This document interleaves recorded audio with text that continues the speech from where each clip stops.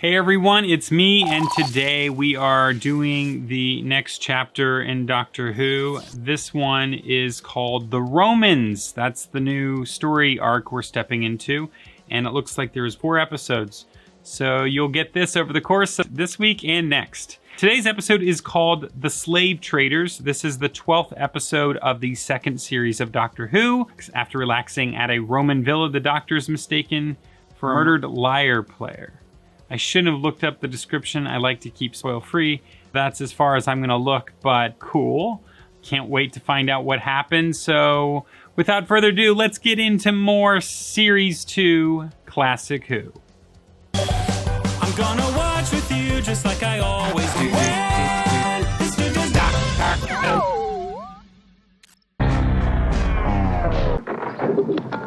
Ooh. Hey, let's bring this girl along with us. Oh, hey, Vicky. Yeah, we're gonna...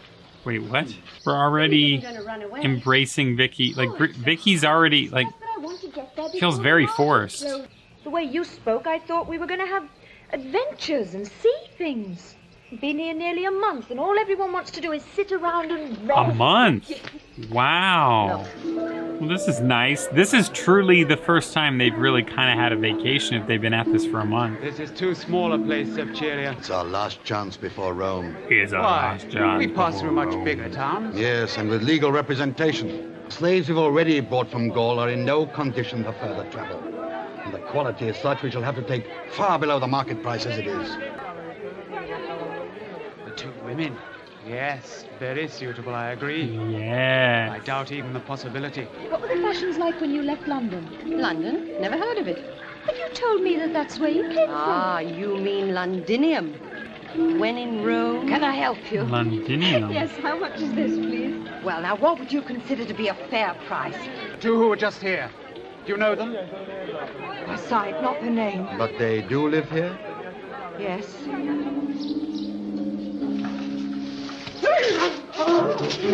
He's attack a poor old harp player.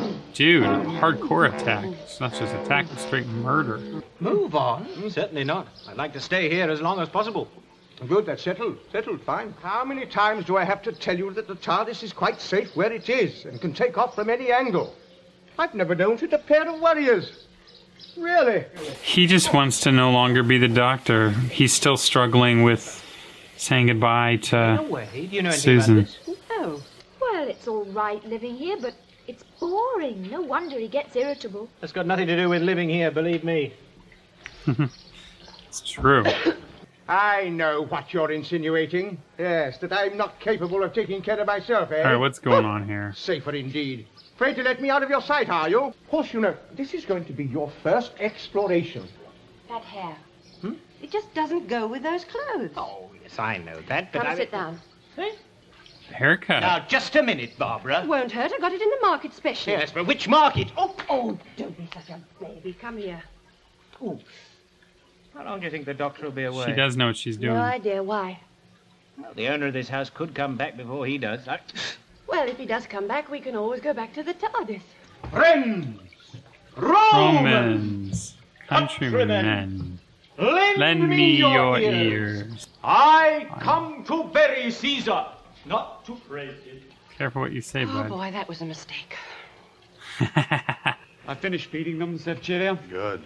That was Eat all actually the funny. fattening they can get. Oh, I love how much their characters are really starting to show. If we're to get the fall from the villa, we'd better get moving, Didius. Didius. Did you hear something, Barbara? I did. No? Like what? What do you want? Who are you? Ian? Where are the others? They're not here. They've gone away. Nice. I love how they're teaming up. Oh, just made things so much worse. Good try, though. Let's get them back to the camp. Oh, the poor man. Yes, he's dead. He'd left his belongings, too. Maybe they didn't have time. Oh, they had plenty of time to drag him off the road. He was playing in the square when Barbara and I went to the market. Yes, but there's nothing we can do for him now, my dear.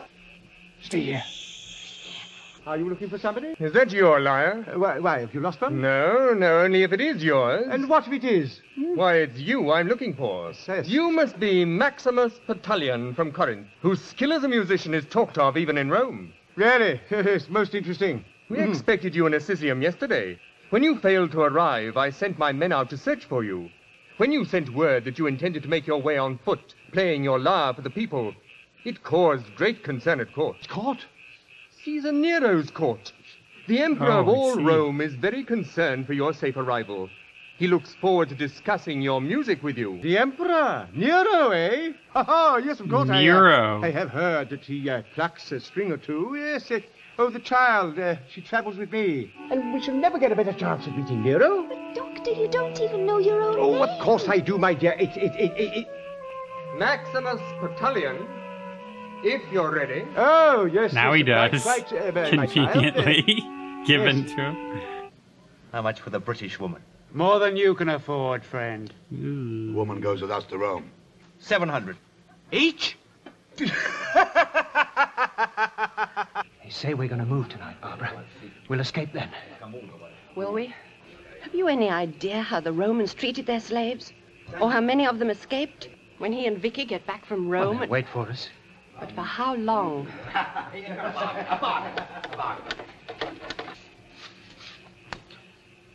Jeez. 1,000 it is, and I have the choice. Thank you.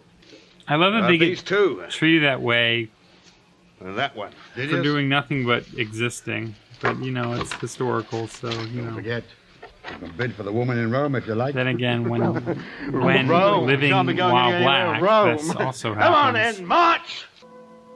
I can tell that the actors have really embraced these characters so much more in this season than the first. It's been like such a huge leap from where it was.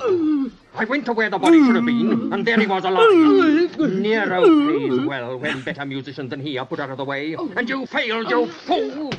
I brought him back here, so you have another chance to earn your fee. Maximus Patalion is in the room above. Fail me again, and you'll lose more than your tongue. Ugh.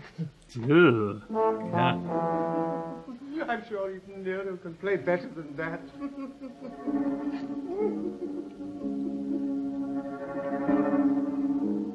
Oh boy, so this was a really fun and different episode from all the other ones that I've seen so far because, I mean, up until we ran into conflict, this is the most relaxed these characters have ever been on this show since the very beginning. And I think it's very interesting how they used this kind of storyline and this time jump. This almost feels like what you would do with like a season in America, a season premiere or a series premiere in the UK. Vicky is now well versed with the characters already because she's spent several weeks with them at this point, and we've only just barely met her as viewers. It's also very interesting how they've really not gotten a break until this point, and on some level, they don't even really want to leave. I mean, they didn't. I'm sure they do now. I wasn't sure how this episode was going to go. I honestly expected it to just be an episode that mostly took place in the TARDIS and them trying to either A, figure out how to tip it back over and so that it worked right, or B, just they stayed in the TARDIS and they figured out how to get it up and running so that they could go again. The biggest thing that I've noticed with this series is how much these characters have drastically progressed, and they've really progressed quite a bit. I'm very impressed with just how much the actors have taken on the roles. I've also noticed how much, I don't remember what the actor's name is who plays the original Doctor, but even how much his acting has improved since the first season. If they didn't know that they were in a show that was going to last in the first season, they definitely do by this point. I don't know if the actress who played Susan, if she quit or if she was fired or what happened. I assume she probably quit.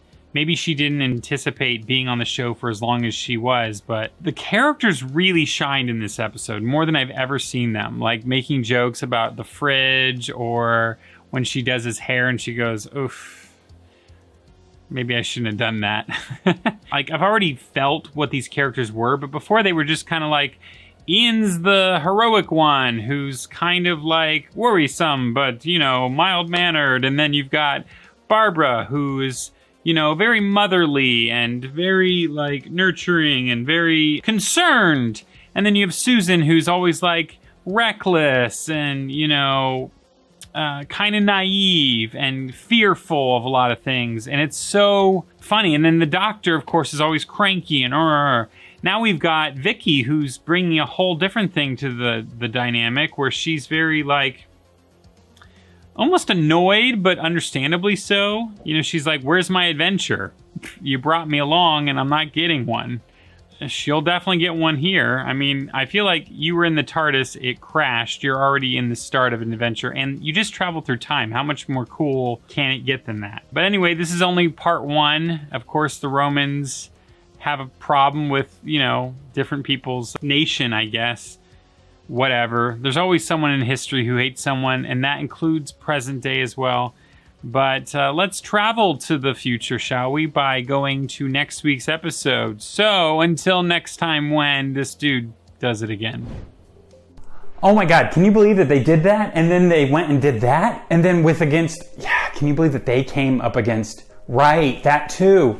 Good Lord. So many surprises, even more surprises over at patreon.com/fantheorytv, where you get full-length reactions, exclusive content, and stuff you don't see here. So go, check it out now, go.